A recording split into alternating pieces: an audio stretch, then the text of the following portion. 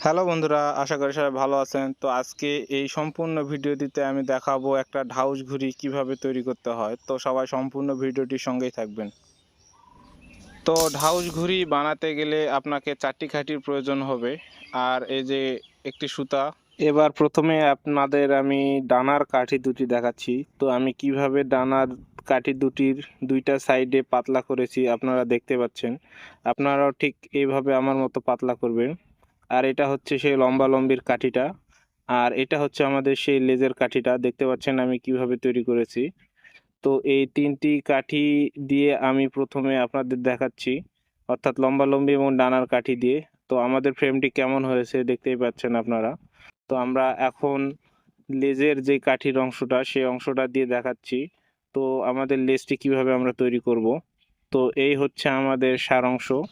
এবার আমরা সেই লম্বির কাঠির সঙ্গে ডানার কাঠিগুলোকে খুব সুন্দরভাবে বেঁধে নিব। দেখতে পাচ্ছেন আমি উপরে কিছুটা অংশ রেখেছি এবং নিচে কিছুটা অংশ রেখে মাঝের কাঠিটির সঙ্গে বেঁধেছি। তো এবার ডানার দুই সাইড আমরা সুন্দরভাবে বেঁধে নিব। তো দেখতে পাচ্ছেন আমাদের ডানার দুই সাইড।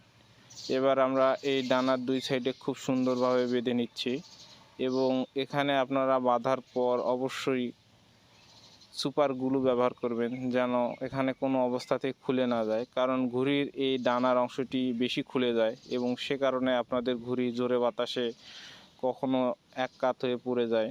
তো আমাদের ডানার দুই সাইডে সুন্দরভাবে বাঁধা শেষ। আমরা এবার ঘুড়ির লেজ তৈরি করব। তো দেখতে পাচ্ছেন আমি লেজের অংশটি কিভাবে বাঁধতেছি। আপনারা ঠিক আমার মতো এরকম করে বাঁধবেন, তাহলে আপনাদেরও লেজ খুব সুন্দর হবে ঘুড়ির। ঘুড়ির এই রকম লেজের স্টাইল আমরা সাধারণত ভিয়েতনাম দেশে দেখতে পাই। তো আমি সেই স্টাইলটি এই ঘুড়িতে দিয়ে দিচ্ছি। তো দেখতে পাচ্ছেন এই স্টাইলটি দিলে ঘুড়িটিকে অনেক সুন্দর দেখা যায়। তো আমরা কোথায় কোথায় ঘুড়ির সুতা বেঁধেছি দেখতে পাচ্ছেন। এবার আমাদের ঘুড়ির মাথা তৈরির পালা। তো আমি দেখায় দিচ্ছি কিভাবে ঘুড়ির মাথা তৈরি করতে হয়।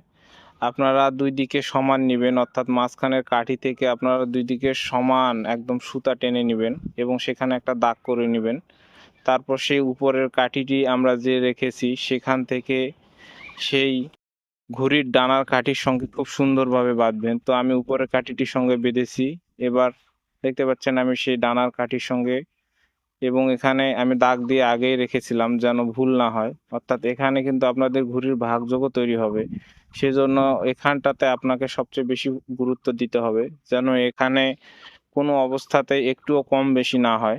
তো আমি এখানে খুব সুন্দরভাবে বাঁধতেছি এবং বাঁধার পর অবশ্যই আমি এখানে গ্লু গানের ব্যবহার করব। তো আমাদের ঘড়ির ফ্রেমটি প্রায় তৈরি করা হয়ে গিয়েছে। তো দেখতে পাচ্ছেন আমাদের মাথাটি কিভাবে আমি তৈরি করলাম। তো এটা হচ্ছে আমাদের চং ঘড়ির সম্পূর্ণ একটি ফ্রেম। তো আমাদের ঘড়িটিকে কেমন লাগতেছে বন্ধুরা?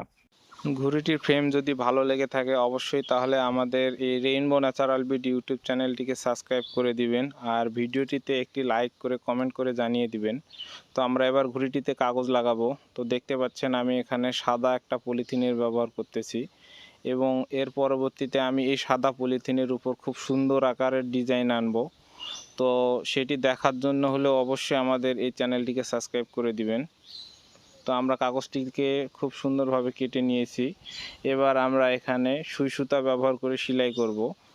আপনারা চাইলে এখানে কয়েলের আগুন দিয়েও লাগাইতে পারেন কাগজটি। তো আমরা এখানে সুই সুতারই ব্যবহার করতেছি। আর ইদানিং আমাদের সেই গ্রাম বাংলায় আর আগের মতো ঘুড়ি দেখা যাচ্ছে না। তো আপনারা এখনও কে কে এই ঢাউস ঘুড়ি বানান কিংবা চং ঘুড়ি বানিয়ে আকাশে ওড়ান অবশ্যই কমেন্ট করে জানিয়ে দিবেন। আসলে এখন দিনকে দিন সেই আমাদের গ্রামের ঐতিহ্য হারিয়ে যাচ্ছে। এখন হয়তো শহরেই বেশি ঘুড়ি ওড়ায় বলে মনে হচ্ছে। তো গ্রামের ছেলেরা এখন অল্পতেই কর্মব্যস্ত হয়ে পড়ে। তো সেই জন্য তারা ঘুড়ি ওড়ানোর হয়তো আর সেই আগের মতো সময় পায় না। সেই সোনালি দিনগুলো সত্যিই অনেক মিস করি আমরা এখনও, যখন গ্রামের আকাশে তাকালে শত শত ঘুড়ি দেখা যাইতো। সময়ের পরিবর্তনে এখন গ্রামের আকাশগুলিতে দু একটা ঘুড়িও লক্ষ্য করা যায় না বললেই চলে। সত্যি এই জিনিসগুলো যখন উপলব্ধি করি মনটা অনেকটাই খারাপ হয়ে যায়।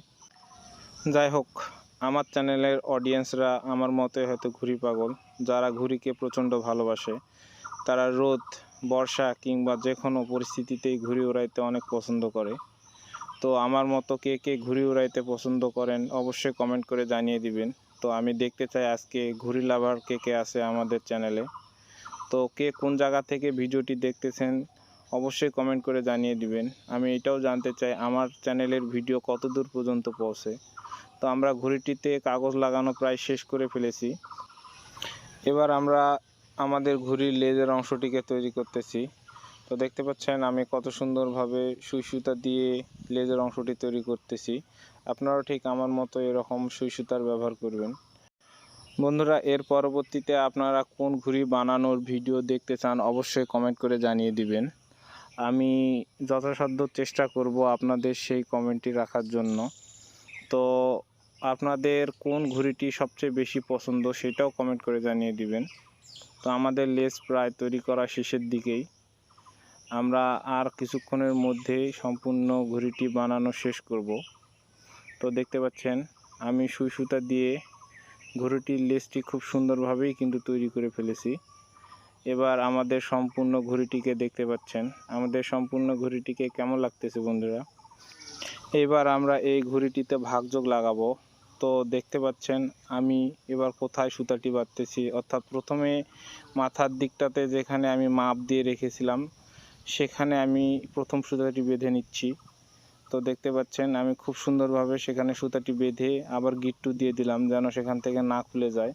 তো এবার দ্বিতীয় যে অংশটি আছে, অর্থাৎ দ্বিতীয় দিকটি যেদিকে আছে আমরা ওই দিকে আবার সুতা বাঁধলাম এবং এখানেও একটা গিট্টি দিয়ে নিলাম।